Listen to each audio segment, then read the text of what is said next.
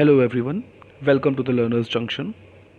This video is part of daily news through quiz session series in which we discuss important news in Q&A format along with description which is relevant for various competitive examinations like UPSC, SSC, bank examinations, railways, etc. So let's start with the first question. Question 1. One rank, one pension scheme is based on the recommendation of which of the following committees or commissions? One rank one pension योजना निम्नलिखित समितियों या आयोगों में से किसकी सिफारिश पर आधारित है? Option A J Irani committee, option B Sarkaria commission, option C Y B Reddy committee, option D Koshiyari committee. तो OROP न्यूज़ में क्यों है? OROP न्यूज़ में इसलिए है because our defence minister Rajnath Singh ही recently visited Leh on Sunday and talked about the OROP scheme implementation by our Pradhan Mantri Modi government for welfare of ex-servicemen. Now what is OROP? OROP allows payment of uniform pension to military personnel retiring in same rank with same length of service, irrespective of date of retirement.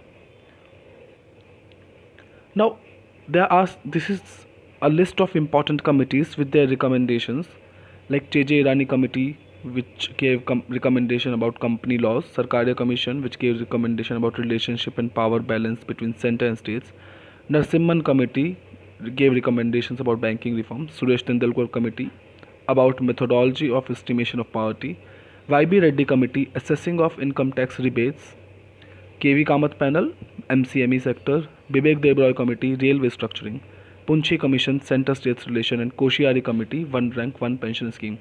तो इस सब को आप पढ़ के आप अंदाज़ा लगा सकते हैं कि इसका आंसर ऑप्शन डी होगा, Koshiyari committee. Coming to the next question, question number 2. Recently, the government has extended the second phase of FAME scheme till March 24, 2024. FAME scheme is related to हाल ही में सरकार ने दूसरे चरण की फेम योजना को 24 मार्च 2024 तक बढ़ा दिया है। फेम योजना किससे संबंधित है? Option A making India's telecommunication sector self reliant, Bharat के दूरसंचार क्षेत्र को आत्मनिर्भर बनाने के लिए। Option B to promote electric vehicles in India, Bharat में इलेक्ट्रिक वाहनों को बढ़ावा देने के लिए। Option C boosting India's health care sector, Bharat के स्वास्थ्य देखभाल क्षेत्र को बढ़ावा देने के लिए। या option D none of the above, उपरोक्त में से कोई नहीं। तो चलिए जान लेते हैं व्हाट इज़ फेम स्कीम पहले।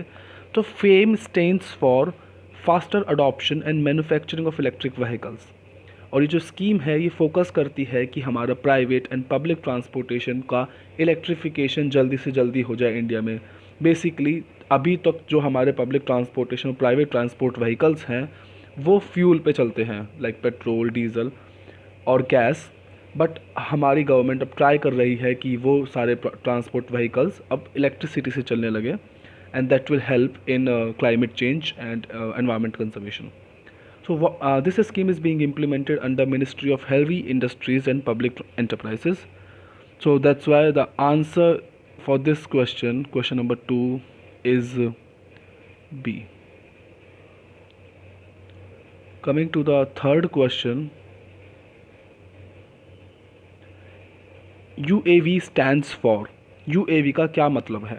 Option A unmanned aerial vehicle, option B universal astronomical value, option C उड़े आम व्यक्ति परियोजना, option D none of the above. तो चलिए जान लेते हैं why this is in news firstly. So Sunday को दैट इज़ 27 जून को एक ड्रोन जिसको हम unmanned aerial vehicle that is UAV बोलते हैं, उसने 2 एक्सप्लोजिव्स ड्रॉप किए थे at the air force base in Jammu, and this is the first known drone attack on any Indian in military establishment. That's why it's very important. So इससे हम समझ सकते हैं कि UAV की फुल फॉर्म जो होती है अनमैन्ड एरियल व्हीकल होता है. So the answer for this question will be a unmanned aerial vehicle. Coming to the question number 4.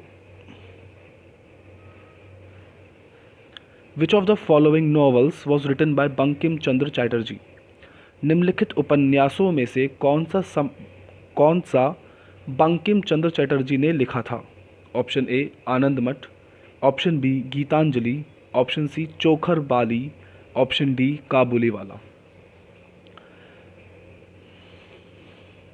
तो जान लेते हैं कि पहले हम कुछ नॉवेल्स को जानते हैं जो बंकिम चंद्र चैटर्जी ने लिखी थी और इन सारे ऑप्शंस को जान लेते हैं।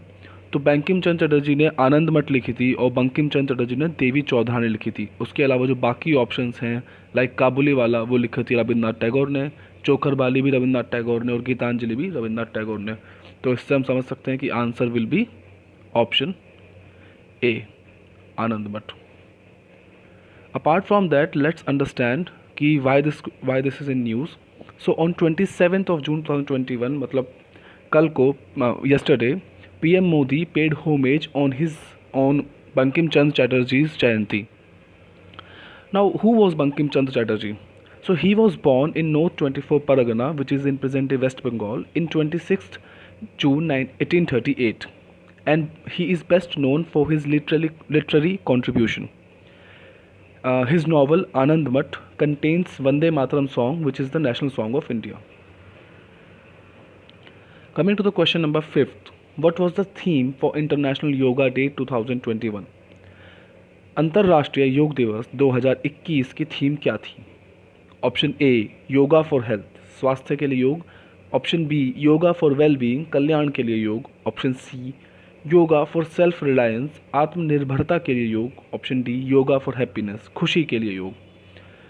तो ये तो बहुत स्ट्रेट फॉरवर्ड क्वेश्चन है and let's first understand but international yoga day is celebrated each year on 21st of June और इस साल की जो थीम थी वो योगा फॉर वेलनेस थी। सो इसलिए आंसर हो जाएगा option B yoga for wellbeing.